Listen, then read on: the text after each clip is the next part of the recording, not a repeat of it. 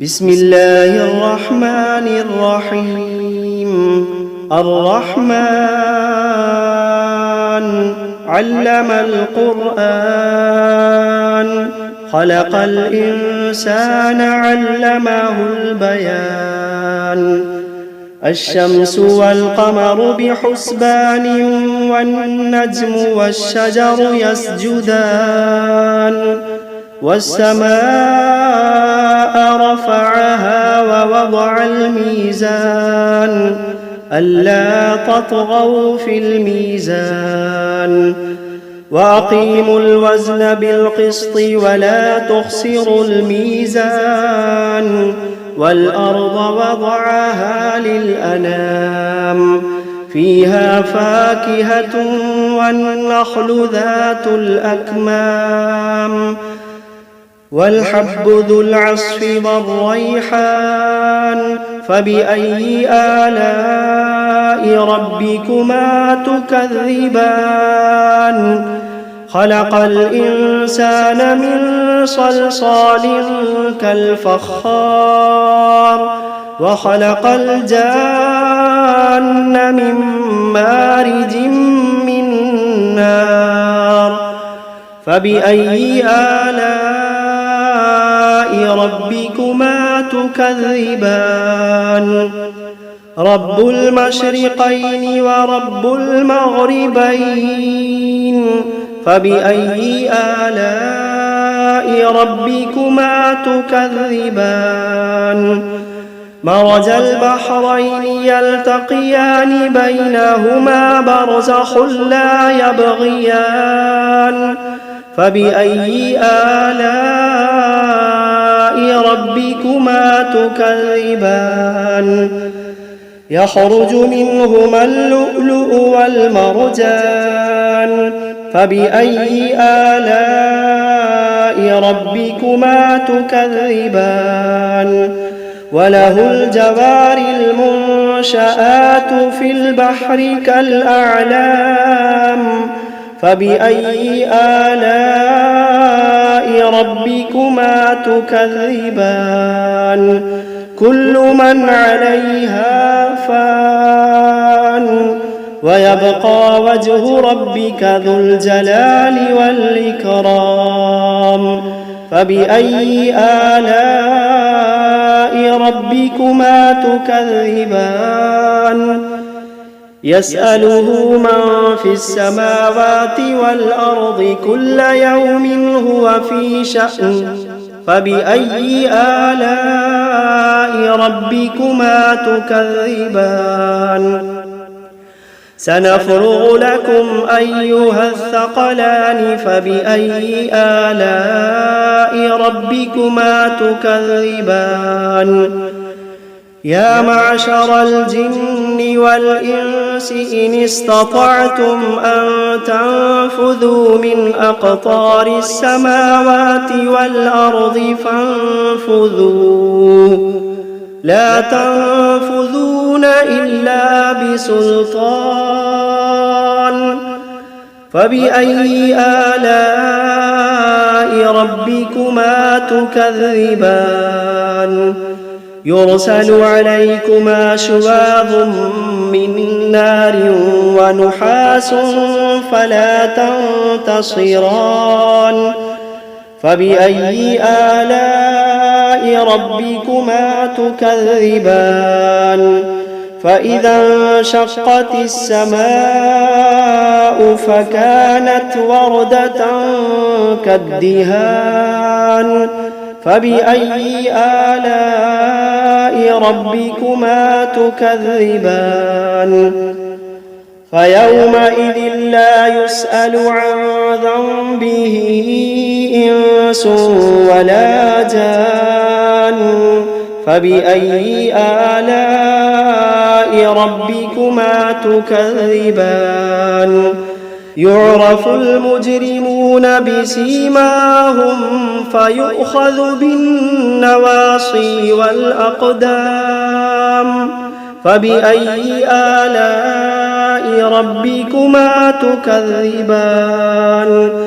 هذه جهنم التي يكذب بها المجرمون يطوفون بينها وبين حميم آن فبأي آلاء ربكما تكذبان ولمن خاف مقام ربه جنتان فبأي آلاء ربكما تكذبان ذواتا أفنان فبأي آلاء ربكما تكذبان فيهما عينان تجريان فبأي آلاء ربكما تكذبان فيهما من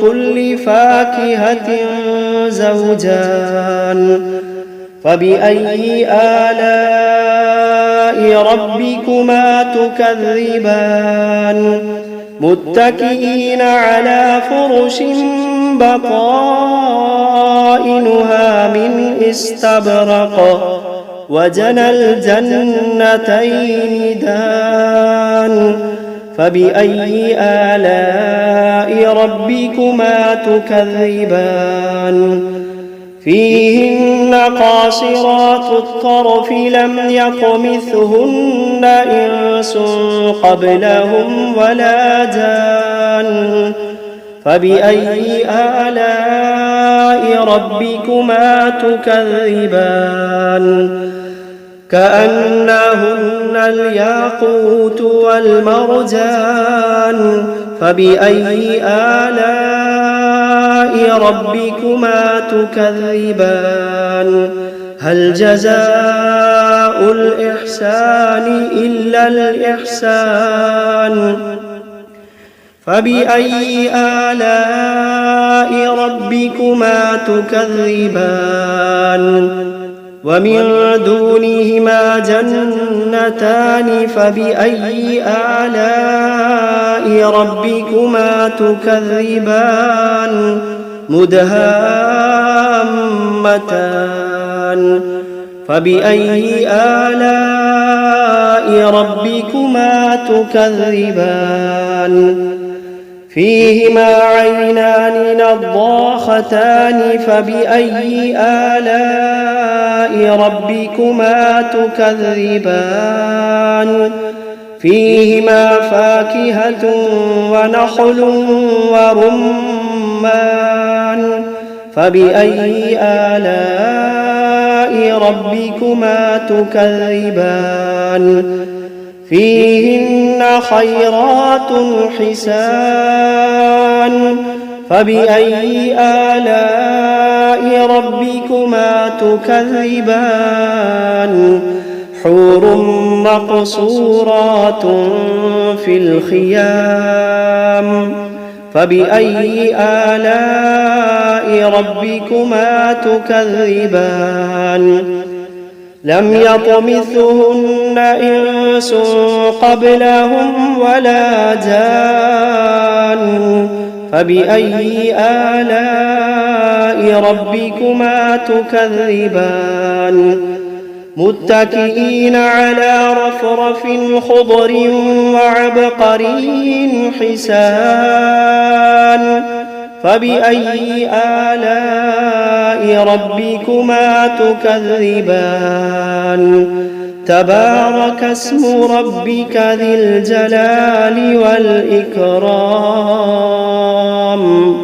بسم الله الرحمن الرحيم تبارك الذي بيده الملك وهو على كل شيء قدير الذي خلق الموت والحياة ليبلوكم أيكم أحسن عملا وهو العزيز الغفور الذي خلق 7 سماوات طباقا ما ترى في خلق الرحمن من تفاوت فارجع البصر هل ترى من فطور ثم ارجع البصر كرتين ينقلب إليك البصر خاسئا وهو حسير ولقد زينا السماء الدنيا بمصابيح وجعلناها رجوما للشياطين وأعتدنا لهم عذاب السعير وللذين كفروا بربهم عذاب جهنم وبئس المصير إذا ألقوا فيها سمعوا لها شهيقا وهي تفور تكاد تميز من الغيظ كلما ألقي فيها فوج سألهم خزنتها ألم يأتكم نذير قالوا بلى قد جاءنا نذير فكذبنا وقلنا ما نزل الله من شيء إن أنتم إلا في ضلال كبير وقالوا لو كنا نسمع أو نعقل ما كنا في أصحاب السعير فاعترفوا بذنبهم فسحقا لأصحاب السعير إن الذين يخشون ربهم بالغيب لهم مغفرة وأجر كبير وأسروا قولكم أو اجهروا به إنه عليم بذات الصدور ألا يعلم من خلق وهو اللطيف الخبير ألا يعلم من خلق وهو اللطيف الخبير هو الذي جعل لكم الأرض ذلولا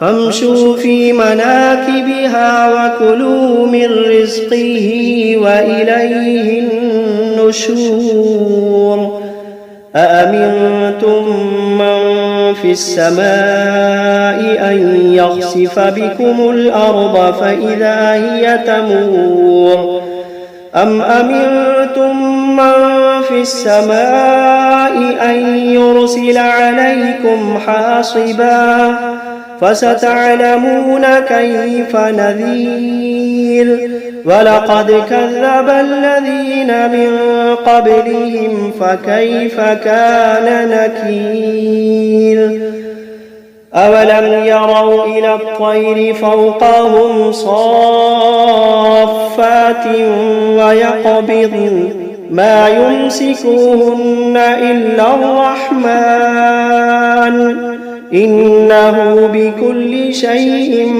بصير أمن هذا الذي هو جند لكم ينصركم من دون الرحمن إن الكافرون إلا في غرور أمن هذا الذي يرزقكم إن أمسك رزقه بل لجوا في عتو ونفور أفمن يمشي مكبا على وجهه أهدى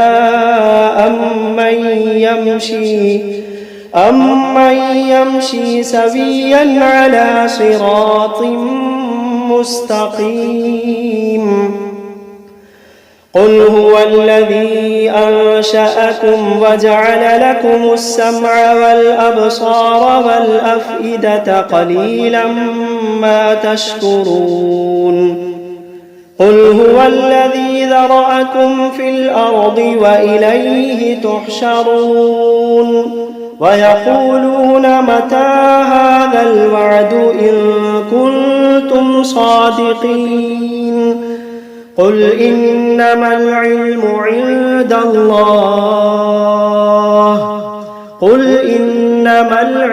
عند الله وإنما أنا نذير مبين فلما رأوه زلفة سيئت وجوه الذين كفروا وقيل هذا الذي كنتم به تدعون قل أرأيتم إن أهلكني الله ومن معي أو رحمنا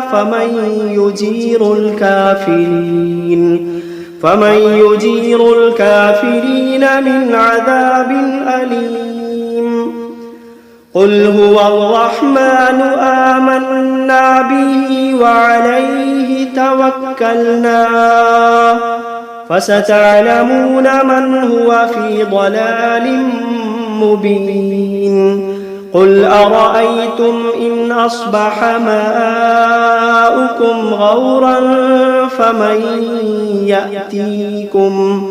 فمن يأتيكم بماء معين بسم الله الرحمن الرحيم قل أوحي إلي أنه استمع نفر من الجن فقالوا إنا سمعنا قرآنا عجبا يهدي إلى الرشد فآمنا به ولن نشرك بربنا أحدا وأنه تعالى جد ربنا ما اتخذ صاحبة ولا ولدا وأنه كان يقول سفيهنا على الله شططا وأنا ظننا أن لن تقول الإنس والجن على الله كذبا وأنه كان رجال من الإنس يعوذون برجال من الجن فزادوهم رهقا وأنهم ظنوا كما ظننتم أن لن يبعث الله أحدا وأنا لمسنا السماء فوجدناها ملئت حرسا شديدا وشهبا وأنا كنا نقعد منها مقاعد للسمع فمن يستمع الآن يجد له شهابا رصدا وأنا لا ندري أشر أريد بمن في الأرض أم أراد بهم ربهم رشدا وأنا منا الصالحون ومنا دون ذلك كنا طرائق قددا وأنا ظننا أن لن نعجز الله في الأرض ولن نعجزه هربا وأنا لما سمعنا الهدى آمنا به فمن يؤمن بربه فلا يخاف بخسا ولا رهقا وأنا منا المسلمون ومنا القاسطون فمن أسلم فأولئك تحروا رشدا وأما القاسطون فكانوا لجهنم حطبا وأن لو استقاموا على الطريقة لأسقيناهم ماء غدقا لنفتنهم فيه ومن يعرض عن ذكر ربه يسلكه عذابا صعدا وأن المساجد لله فلا تدعوا مع الله أحدا وأنه لما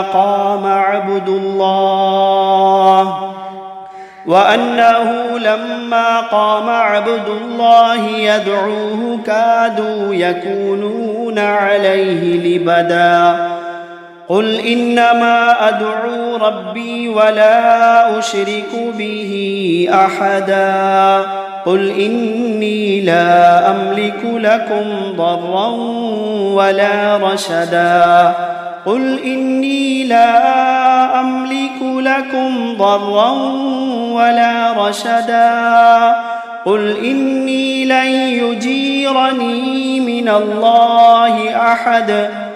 قل إني لن يجيرني من الله أحد ولن أجد من دونه ملتحدا إلا بلاغا من الله ورسالاته ومن يعص الله ورسوله فإن له